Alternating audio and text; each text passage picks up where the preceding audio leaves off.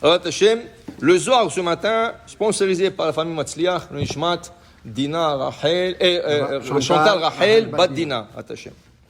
Patach ve'amar. Rabbi Shimon, il ouvre son discours en disant, avec un verset de Shir Hashirim, Kemigdal David Savarer. Ton cou est comparé à la tour de David.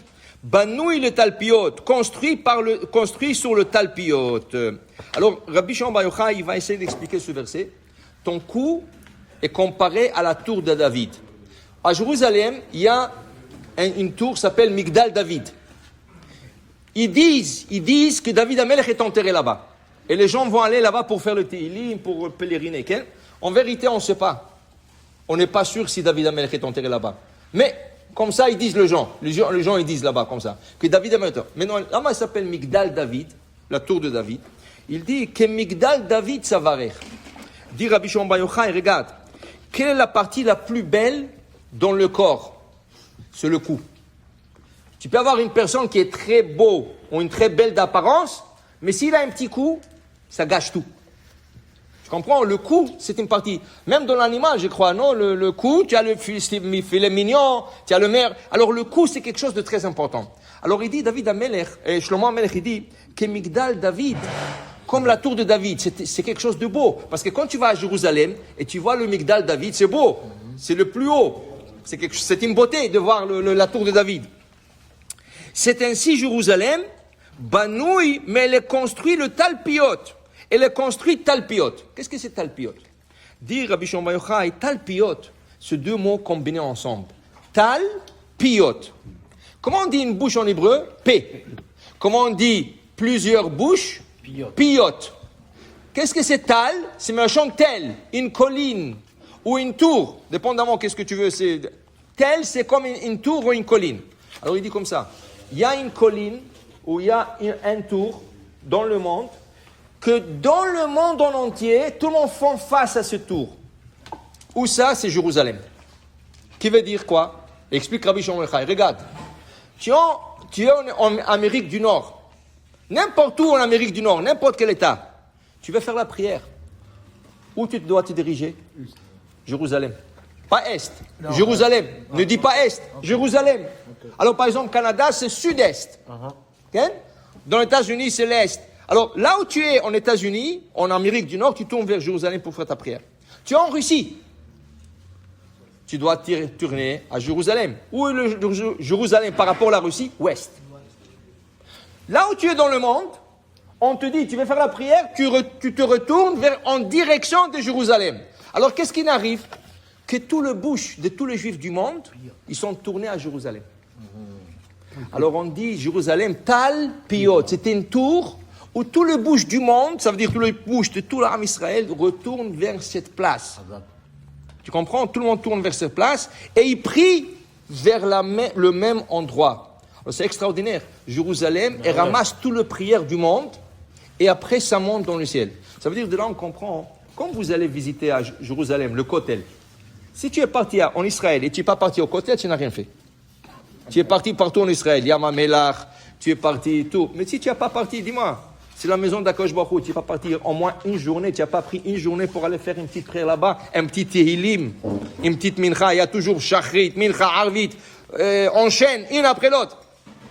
Prends une demi-heure, prends une heure, aller à Jérusalem pour... Ah non, je suis à Haïfa, que je sois à Haïfa, que je sois à Beersheba, tu dois aller une journée à Jérusalem pour faire la prière au Kotel. Quand tu arrives là-bas, tu crois que là-bas c'est un studio? Là-bas, les gens arrivent, prends-moi la photo. C'est pour ça que tu es parti prendre la photo pour dire à tout le monde, c'est pas ça. Tu es parti pour faire la prière. Parce que c'est l'endroit le plus sacré au monde. Et sache qu'au moment que tu es là-bas et tu fais ta prière, il y a 15 millions de bouches qui sont tournées vers cette place. On est 15 millions dans le monde aujourd'hui. 15 millions de bouches maintenant, ils sont tournés vers cette place. Et quand tu fais ta mincha, 15 millions de prières montent en haut. Okay? Tu imagines quel kedusha il a cette place. C'est extraordinaire. Oui, après que tu as fini, faire tout ce que tu veux me souvenir. Oui, pas de problème, prends une photo. Il n'y a pas de problème. Tu as fait qu'est-ce qu'il y a à faire? Tu as fait ta prière, tu as fait ton Tehilim, tu prends une photo pour montrer à la famille, tu sais, à tes enfants, c'est important, j'étais au Kotel et tout ça, c'est extraordinaire. Il y a 10 ans, il y a une de pierres de Kotel qui a commencé à couler de l'eau. Ils ne comprenaient rien, personne ne comprenait. Ça coulait de l'eau.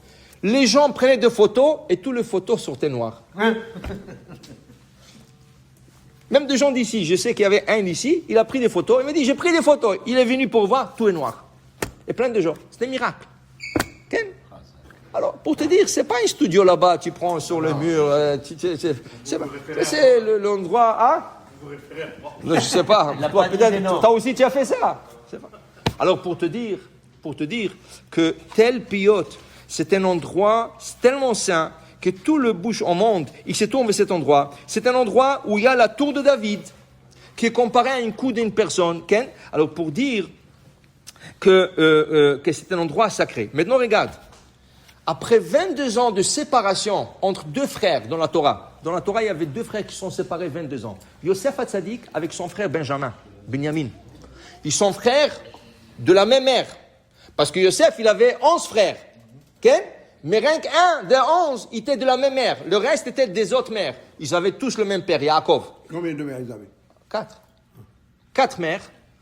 Un père, Yaakov, 4 mères. 12 frères. Mais il y a 2, Yosef et Binyamin, c'est son frère, ils sont séparés, ils ne se sont pas vus 22 ans. La première chose, quand ils sont rencontrés, Yosef leur dit, Ani Yosef, je suis Yosef, votre frère. La première chose, il est parti voir son frère, son petit frère Benjamin. Il a enlacé, la Torah dit, il est tombé sur le cou de Benjamin. Vaipol al Tzavarav, il est tombé sur le cou de Benjamin. Binyamin nafal al Tzavaro, et Binyamin est tombé sur son cou. La Gemara pose une question. Combien de coups avait Benjamin? Yosef, c'est écrit, Benjamin est tombé sur son cou. Ça veut dire que quoi? Quand il est tombé sur lui comme ça, à l'enlacer, il lui a mis sa tête sur le cou. Ok. Et Yosef, nafal al Tzavarav. Combien? Il avait 2 coups? Ok. Dit la Gemara, non. Dans ce moment spécifique, les 2 frères avaient une vision. Quelle était la vision? Benjamin a vu que dans la région de Yosef, là où stationnait Yosef en Israël, il y aura le Mishkan. Et le Mishkan, un jour, va disparaître. Alors Benjamin, il pleurait pour le Mishkan. Pas seulement pour son frère qui n'a pas vu 22 ans. Il a pleuré pour le Mishkan qui va être dans la part de son frère Yosef et un jour va disparaître. Mais Yosef, il a pleuré sur le cou de son frère Benjamin. Qu'est-ce que sont les coups? Dans la région de Benjamin, ça va être le 2 Beth Amikdash qui vont être construits. Jérusalem, aujourd'hui, c'est là où était la région de Benjamin. Et là, 2 fois, à 2 reprises, première fois, les Babyloniens ont détruit le temple, deuxième fois, les Romains ont détruit le temple. Yosef, il a eu la vision que les 2 temples vont être détruits. Alors, il est tombé sur le coup, avec S, de Benjamin. Pas 2 coups. 2 coups, ça veut dire le 2 tours qui vont être détruits 2 fois. Ils ont eu cette vision au moment où les 2 frères se sont rencontrés. Alors, Aseret Shevatim, Galou, et après il y avait l'exil de 10 tribus, Ken, Vaivku, Ken, et ils se sont mis à pleurer. Pourquoi? Parce que Yosef et Benjamin et le frère sont rencontrés, mais Yosef et Benjamin, ils sont en train de voir qu'un jour, toute la famille au corps va être dissoute. Ils vont être dispersés dans le monde. Et c'est l'exil que nous passons maintenant. Tous les Juifs sont dispersés dans le monde. Et c'est sur ça que Yosef pleurait sur le cou de Benjamin. Alors, espérons, comme était après 22 ans, eux, ils ne sont pas vus. Nous, c'est 10 000 ans déjà. Nous, c'est 3 euros encore. Eux, ils ne sont pas vus de 22 ans. 20 ans, nous, c'est 2000 ans qu'on n'est pas encore à Jérusalem. Alors, espérons que ça va être le retour. Bimera, bienvenue. Amen, Keni Ratzon.